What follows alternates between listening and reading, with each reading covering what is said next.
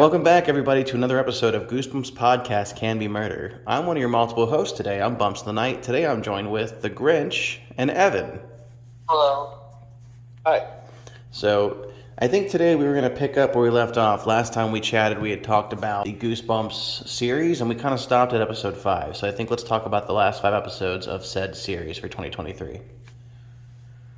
This can be interesting. Right? Grinch, you weren't with us last time, but me and Evan had a nice long conversation about it, and he had a lot of good points, so I'd like to hear a few more of his opinions on it.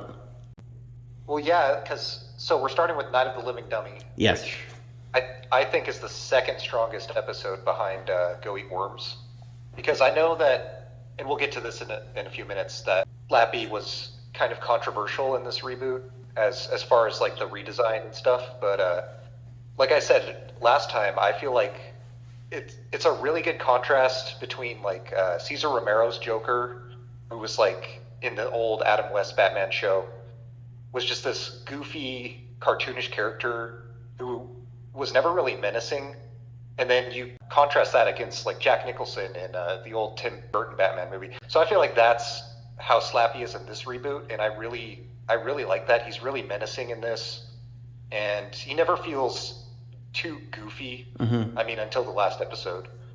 But yeah, and I really like this episode overall, how it really pays homage to just horror in general as a genre, because of the way it opens black and white and slowly transitions to color. And yeah, I really like this episode overall. Yeah, I think it was my favorite episode as well. Grinch, what did you think about the episode Night of the Living Dummy from the 2023 series? It was a good episode, don't get me wrong.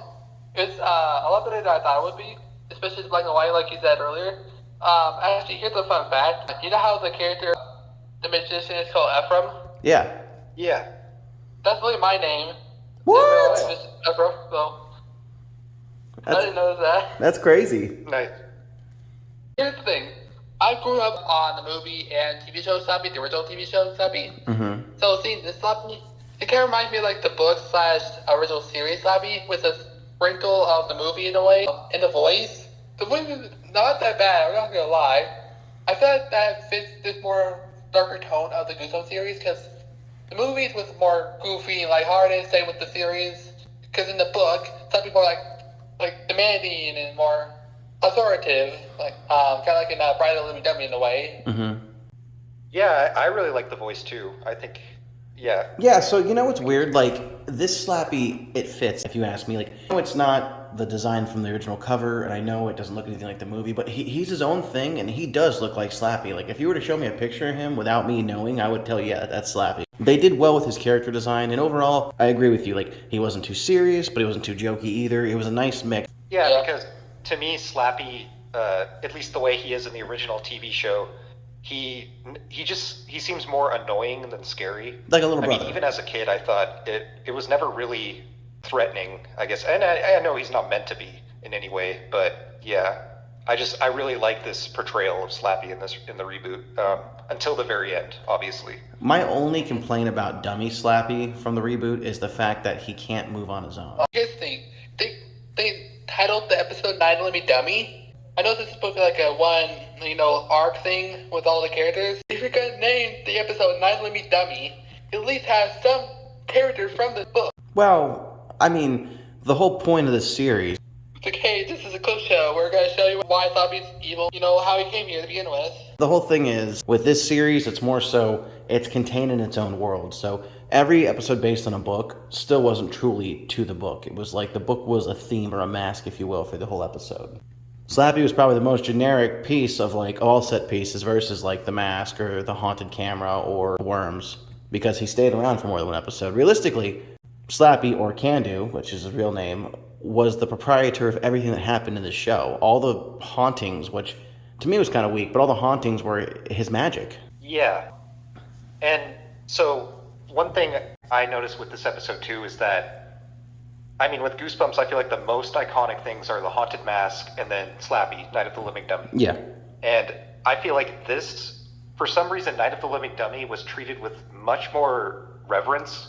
And like, to me, it just seems like they really went for it. They knew that they were adapting something really iconic with this one. Yeah. And then you don't get that you don't get that feeling at all from the Haunted Mask episode. Like you said, when I first watched the Haunted Mask episode, here's the thing. He kind of more like a goblin than actually, like scary mask. I think the reason why they weren't able to use the green iconic mask because it's very old at this point. They have to use some CGI to even do it half the time.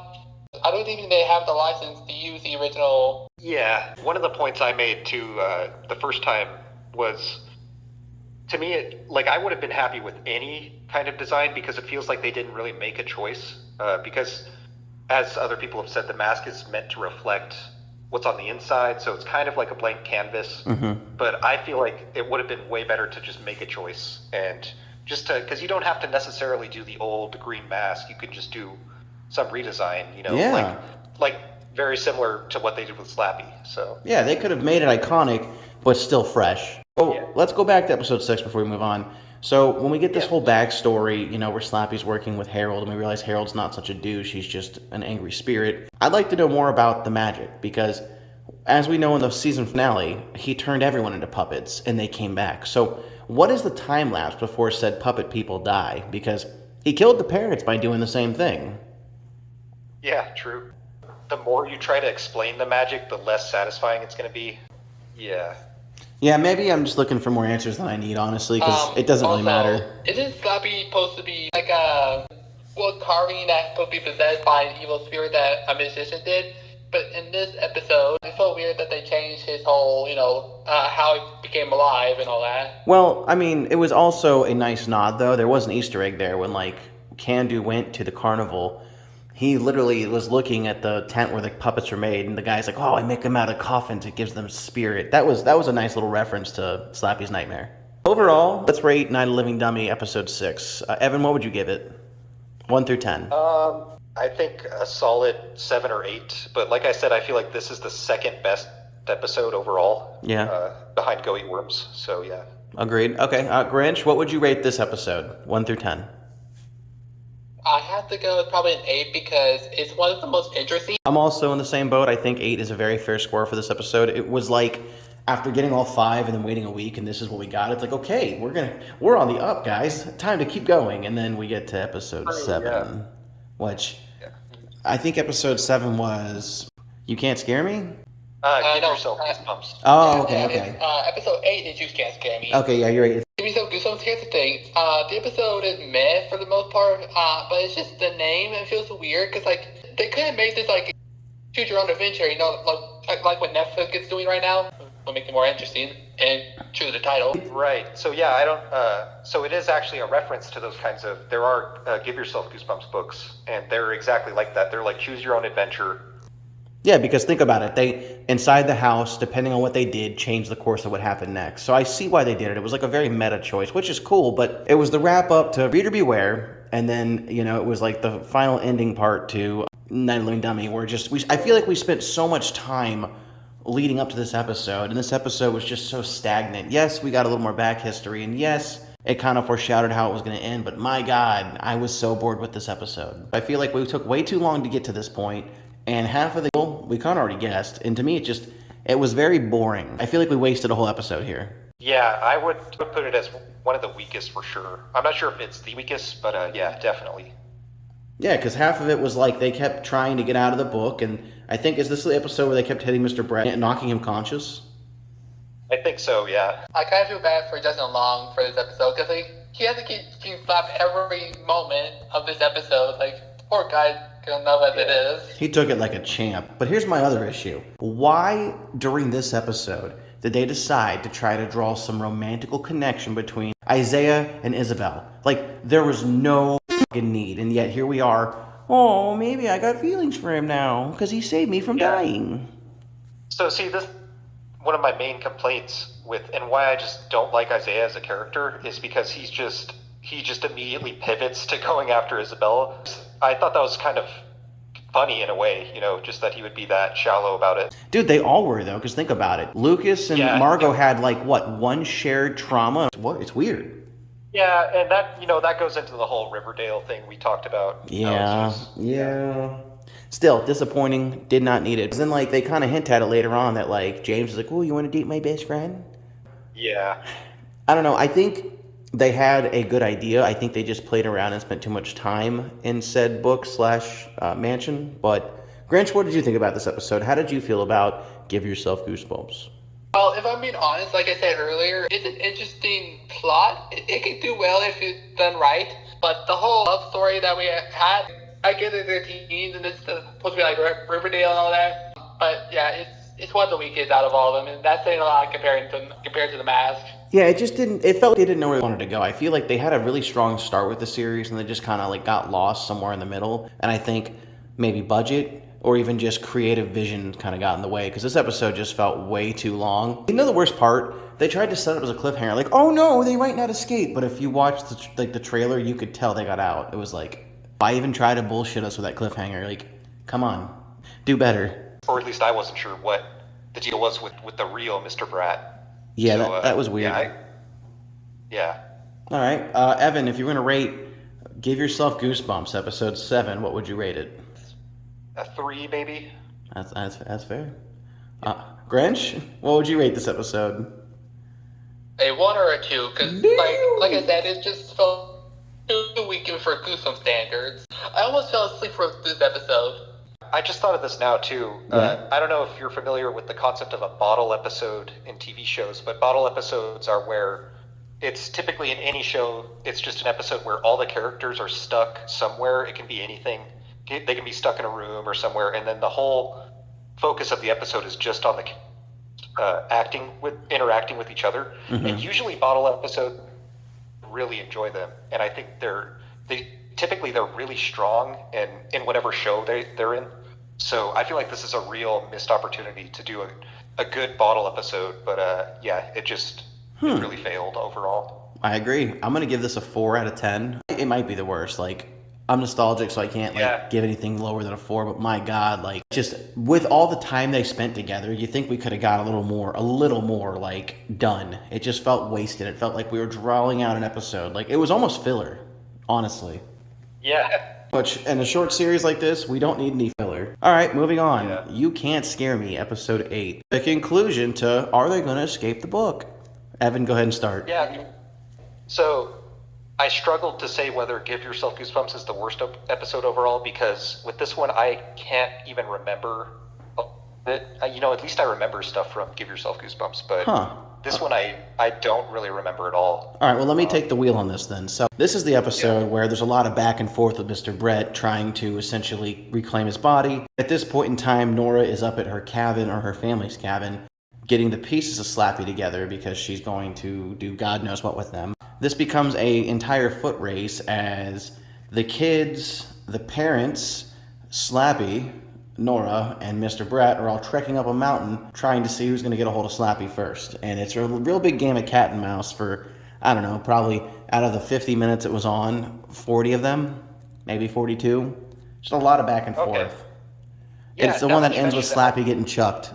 Yeah, I do remember. So the stuff in the forest I think is really cool with Mr. Brat, Harold possessing Mr. Brat, pursuing Nora. Mm-hmm. Because to me, I feel like that was a nod to the show The Sopranos. There's an episode called The Pine Barrens, which is like it's in all of TV, it's one of the best episodes of any show ever made.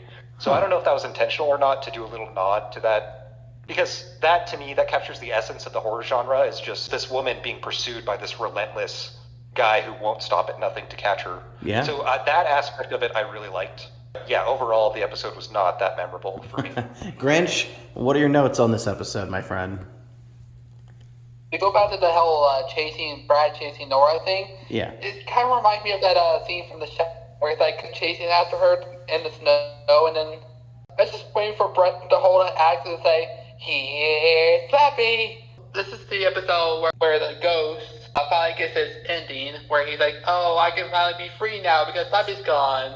Mm-hmm. But I feel like it feels weird that it was only 8 episodes in that you're like, "Oh yeah, I'm gonna leave now." Yeah. So for me, here's my problem. I know what they were trying to do. They were trying to do that whole, like, oh, it's like the Friday the 13th. You know, we have that subtle ending. She's on the boat. She beat the bad person. And then, oh, surprise ending. Beating Slappy and freeing Harold was not the true ending. I mean, it felt like it should have been, honestly. And I would have been more content if it had been, because it feels like we did this too soon, honestly. And with the whole Harold thing, it's like now all of a sudden, turns out I was just an angry spirit trapped by Slappy's bullshit. I don't know. It just... Yeah. And then they play Three Futures by Torres, which I feel like is a really weird choice to play a song like that during that scene. Because the very first lyric is, I got hard. So it's you know what? Maybe that there's a reference there. Three futures. We're looking at three possible outcomes. Or the future of three main characters, Slappy, Brett, and Isaiah. It felt like a really melodramatic choice. Yeah, I really like that song. We spent 5 minutes. It just played off more comedic than serious to me. We spent 5 minutes watching Isaiah do a one-arm pull-up off a cliff. Also, he would have fallen. During the ending of You Can't Scare Me, we see the parents looking over the cliff where Slappy fell. They're like, is it over? Is it finally over? Yes. I'm like, no, you have 2 more episodes left. That means Slappy's not dead. You can't have 2 more episodes and say, oh, Slappy's dead. One thing I vaguely remember, Isaiah just wandering off for a second, and then the very next scene, he's like off the cliff, hanging off the cliff. Yeah. It was just another reason for me to hate Isaiah. He just seems so stupid every time he's on screen. Yeah, no hate to that actor at all, but yeah, his character though. Some of it. So here's my issue. Like I said, he spent way too much time hanging off the cliff. Like, dude, I don't give a shit. Your good arm's broken. You're not, even with adrenaline, you would have fallen. Let's get that over with right then and there. It was too melodramatic, if you will. We were just missing a vat of acid and maybe jumping a shark, if you ask me. So let's rate this episode. Evan, what would you rate Night of the Living Dummy Part 2? Yeah, I mean, about the same as, I guess, a 3 or 4 as Give Yourself Goosebumps, because the only thing I like is that Mr. Brat pursuing Nora. I'm sorry, this is You Can't Scare Me, but yeah, same deal. Oh, right, yeah. Yeah, my bad. Wow, that's how unforgettable it is. And another thing, why use that title? If you ever do a season 2, which you're gonna, you just wrote the entire plot of Mud Monsters out. But... So, I bet they were just, because, this whole second half of the series it's even looser with the way they're, adapting things. Mm-hmm. So I feel like that was just a post choice, like, well, we're going to try and sneak in one more title here. Yeah. Because, or 2 more, but we'll get to that. Grinch, what would you rate You Can't Scare Me, Episode 8? This is a little bit more normal than Give Yourself. Here's the thing. I know that Give Yourself is more notable. I have to say, for being the final appearance of our ghost friend, I have to at least give it a 3, I think. Yeah. 3, okay. So yeah, I'm going to give it a 5. This was middle of the road. It wasn't amazing. It wasn't terrible. It kind of felt somewhere along the lines of the Haunted Mask for me. It was like, at least there was a little more contact resolution, like the Grinch said. We finally got one of the many mysteries solved. Well, like I said, for me, this is the most forgettable episode, because I just forgot that it even had Harold's ending in it Yeah, that's fair. All right. Remember this episode. So let's move on to the epilogue, aka the semifinals, Night of the Living Dummy 2, Episode 9. This is the one where Brett writes a book about everything that happened, and the kids all go to Seattle on vacation to unwind, let loose, kind of get out of the whole fight or flight. It's time to move on with our lives. Margot is looking at maybe moving. Lucas gets butthurt about that. And the parents kind of start moving forward with their lives too, which include, but not limited to, Margot's dad proposing to Nora, which, Yeah. So the one thing I liked about this is the way that Lucas reacts to everything, because I said this earlier, but he's the only one who reacts like a real person would to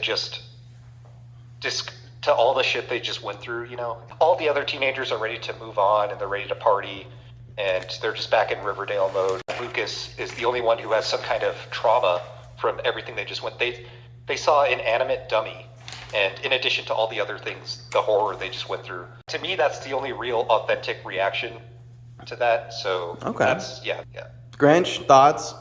It's a fine episode for what it is. My favorite part, if I'm gonna be honest, is probably Fifi, because we actually get a reason for why she's a vampire later on in episode 10. We see how Fifi becomes a vampire. See, to me, this episode had such a weak plot point. To me, It was done. They could have left Slappy to just kind of rot. But instead, they're like, oh, Brett's like, I need a new ending. I need a new ending. Instead of being a man and just getting on Chat GTP, he literally drove out to the woods and got Slappy, which was a twist, I guess. But, like, come on, dude. He had you go get a coffin. What did you think was going to happen? Yeah, as you just said that, I'm wondering now if in the original script maybe he was supposed to be R.L. Stine, and then R.L. Stine actually read that and just really did not like the character, so maybe they just changed the name as like a late decision. I don't know. That's just totally conjecture on my part. But well, yeah, because it felt like they were queuing him up to I be could just R.L. see Stine. him, you know, just being like, I'm a true writer. I would never do something like that, or yeah. You know what they could have done that would have made me happy, and not everyone, me. He goes back and gets Slappy. Slappy gives him a different ending, but it's not like what we get. It's just like he literally helps him write the books. Like Slappy is R.L. Stine, and Brett's just his hand. That I would have been okay with. The whole can-do thing was just stupid to me. Making Slappy originally human, I didn't like. I did not like that. It's a choice. It's not a great choice, but the whole him being can-do, I didn't see that coming. I didn't like the twist. Yeah, so that goes back to what I was saying about how the more you try to explain his magic and the more you try to develop his backstory, it's just the less satisfying it becomes. I mean, we keep talking about the Joker. It's like trying to give a backstory to the Joker. So. Well, I mean, the Joaquin Phoenix Joker wasn't too bad. Yeah. Just like, so here's the thing. We don't have to explain his magic. All they had to do was say that, go with the book, the original choice. He was a possessed doll by an evil spirit carved by a wizard. Done. Why we had to make him the big bad and turn him... And even if we had made him human, he should have never been human before. He should have wanted to become a human, like, and trade places with somebody. If they had made Brett the dummy in his place, like, I could have seen that. Yeah. Grinch, what do you think? What'd you think about Living Dummy 2? Whole Slappy being human thing, I was like, I was actually surprised, if I'm being completely honest. I don't blame the actor who plays Slappy, the human Slappy. I get why, but like, I feel like people give the actor who plays human Slappy too much hate for he's just doing his work. I don't have an issue with the actor. I just have an issue with the choice in general. Like, it doesn't matter who played the actor. The actor did great. It's that they made Slappy into a human in general. Also, there's one thing I always wonder about Slappy's design, if I'm being completely honest, before the whole human thing, is why is he wearing a hat? Maybe that's not even other than that. No, he's supposed to be like a little magician. He's wearing like a gentleman's suit, you know, from the 1920s. That makes more sense. Let's rate this episode and get into book 10. Let's rate episode 9, starting with Evan. Yeah, to me, I feel like this, honestly, it might be the weakest episode for me. I mean, I guess paired with the finale. So, I don't know. I would guess I would only go as high as like a 2 or like a weak 3. Okay. Grinch? Week 2 at best, week 2. I'd give it a 4.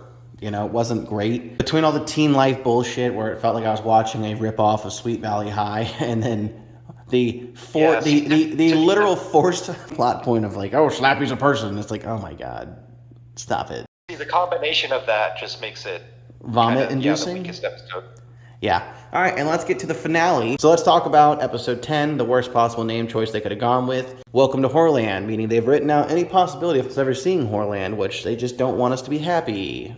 Go ahead, Evan. You can start. Yeah, so there's a huge plot hole in this episode, in addition to just everything else that sucks about it. So they show the flashback of Slappy constructing that giant Tower of Babel thing. The obelisk of death. And so I'm pretty sure they have like the time skip of how long it took. I can't remember what it was. If it took 6 months or a year. They didn't say how long it took, but it literally showed it from nothing to the end. Like, it was like, oh, and we're done. Yeah. So, because in the flashback they show that it took like a year or something to make, and then immediately it's just constructed in the middle of the football field at the high school. Yeah, like a day. Or something. So, that I really laughed at that. In addition to everything else, I feel like it's a really weak finale, and it should have ended on You Can't Scare Me with Harold's possession ending, like we said earlier. Yeah, we could have fleshed out 2 whole other books and had that ending and been like, well, okay, next time. And they could have spent the whole season prepping with what comes next. It could have ended with even Mr. Brett going to get Slappy, and it could have ended right there. Because to me, this feels like a 3-season arc payoff or something. You know, like they would, on a 3rd season, they would finally reveal all of this. This is what Slappy was up to the whole time. And they just jumped ahead straight to that because they weren't sure if it was going to get renewed or something. Grinch, why don't you give some thoughts on this before I completely bitch for the next 5 minutes? Like, here's the thing. Out of all the episodes I've seen so far of this reboot, Welcome to Horrorland is the worst episode I've seen so far, and that's saying a lot. First of all, bad title for an episode that doesn't even have horror to begin with. Second of all, skipping the whole how the magician Sapi became to be, he was a soldier in a war, who got killed, but found this scripture that healed his wound, who made him immortal. Also, the only good part about this episode is the death for the human version of Sapi, at least the supposed death. Yeah, let's get into this. Let's start with the fact that Lucas went back early, and because of that, he got tricked, and he essentially was removed from the finale because he just became a set piece. That was, it's like, I don't even know how to feel about that. I felt like them putting his dad in was just kind of unnecessary. But moving forward, the fact that Kandu's body was able to rejuvenate, and I get it, magic, but how far rotted was he? Like, at what point, can you rejuvenate every single thing? He gets the whole town in a night and gets this spire built in a night. It's a really dumb plot point. And the whole thing is, it's not Horrorland. He's making his version of Horrorland. He's going to release the monsters. And to me, they should have done it. I think they should have said, fuck it, and just burnt the town, and the kids are the only ones that survived, and they've got to try to reverse the evil and go on. To me, that had some, levels of, oh, fuck, it's it levels of, terror. And we didn't go that far. They teased it and took it away. I would have loved to see what happens if he made the sacrifice, and we did lose the 100 puppet people. Then, let's see the monsters. We could have got a Horrorland. We could have had all the Goosebumps stories happen all over the world. Yeah, maybe they spent too much money on the giant CGI worm monster. They could have used money for the finale to at least tease some of the monsters, It just, honestly, like a portal or something. If he had succeeded, or something, I don't know. If he had succeeded, I think it would have been different. Here's the thing I don't get. Like I said, Kandu gets his soul dragged into hell by the people who he killed. But later on, when Brett's in the bathroom, we see that he's still there. Either he is springtrap or he's just very good at escaping from hell. He made a contract with Brett in the tent when Brett was writing for him because he's tied to Brett. That's why he's not gone. And this next season will be him trying to manipulate Brett like Harold did. Brett will once again just be a plot piece manipulated by another spirit. Kandu will be trying to find a way to reverse his place with Brett. Meanwhile, I'm sure Isaac will start to darken because he was res with magic, which I can't believe they even killed somebody. I guess I'm just surprised for this being Goosebumps that they actually let death happen because Stein's really not big into death unless it's pre-story to make a ghost. You know what I'm saying? Yeah. See, now I'm wondering how much he really liked the series because, he's very famous about how, he said once it gets scary for the children, then it's not something that should be in Goosebumps. I'm paraphrasing him. Yeah, no, yeah. But, You're right, though. And we don't do major blood or gore or body horror. We don't do death. We don't do divorce. Those are the big three. And legit, he took a bullet and died. And he only came back because of the magic. At this point, we are off the tracks just riding straight into whatever the hell this is. Yeah. And also, the whole, they know death. But here's the thing. Do you remember the Frog movie from Disney? I never saw it. Princess and the Frog or whatever? Yeah, I never saw it. Yeah, that one. For some reason, Kandu's death reminds me of that death from Princess and the Frog. We're like, no, I need more time, no! But unlike that guy, he still survives. Well, my issue is they had his old war buddies drag him down. Why not the puppet people he destroyed over the years? Why them? But again, it was just a really weak way to beat Kandu. We spent, 40-something minutes leading up to I'm going to destroy the entire town. Isaiah breaks a book out, tackles him, and then it's over because Margot reads one random spell. Wasted too much money on CGI. Evan called it. Yeah. Disappointing ending, waste of a title, perfect way to nosedive on your face and fuck up an entire series that you were literally spotlighting to be the next big thing. Evan, rate the episode. Yeah, I definitely the weakest episode overall. There's just because with each of these I really just want to say positive stuff. I don't want to try and even though overall I feel like the series wasn't that good, but there's still nuggets of gold in this series that I did like. We just went on about how this finale is basically irredeemable. Yeah. It's a turd. Give me a score 1 through 10. Definitely a 1 then. Okay. Grinch, what would you rate this? 0, 0, 0, and 8 and 2 L's. 0. Got shots fired. I'm gonna give it a 3 out of 10. It was very weak in my opinion. I don't think it stood up to it, and I hate it. And I called this shit like I called it before when I was doing weekly reviews as these dropped. I called that shit like halfway through. They were gonna cliffhanger us for a season 2, and I'm What do you gotta do to season 2? I'm gonna watch it, but I'm not happy about it. Yeah. All right, guys, closing statements. Yeah, I mean, like I was just saying, overall, I feel like there's stuff that really works in this. And when this reboot was announced, I had very low expectations for it. I thought it was just going to be awful. And, part of that, most of that is true. But it still really, it did go past my expectations of it and surprised me with a few things. So yeah, I just, in general, I want there to be more Goosebumps media, especially the shows. Like, I love The Haunting Hour, so I would love to see a show like that come back. Yeah. But yeah. Grinch? Overall, it was pretty bad. Closing statements. I thought this could be an okay show for the most part, considering this is Disney we're talking about. The first few episodes, they were fine. I can forgive them for that, but the last few episodes, minus the finale for Harold, it's pure and utter garbage to me, especially episode 10. Like, seriously, you wasted your potential with every single title for this show, like, especially Horrorland. Yeah, the second half of the show just kind of ceases to be Goosebumps, and it just kind of becomes something else. Just let me break it down. Like we've been saying, Riverdale. All right, so in the prospect of Marvel movies, we started out somewhere around Shang-Chi and the Ten Rings, and then we found ourselves midway through around Night of the Living Dummy. We were hitting that Thor Ragnarok levels, and then by the time we hit Horrorland, we were pitching the Eternals, and it was a raining fire. Yeah. Not bueno, So I guess it's agreed all across the board here that we weren't happy with how it ended, but we're all still going to watch season 2 because that's the kind of people we are. With that being said, guys, thanks for tuning in to another episode of Goosebumps Podcast Can Be Murder. If you enjoy this, maybe consider commenting, subscribing, because there's plenty more along the way. We're going to review all 62 of these books. We'll see you in the next one.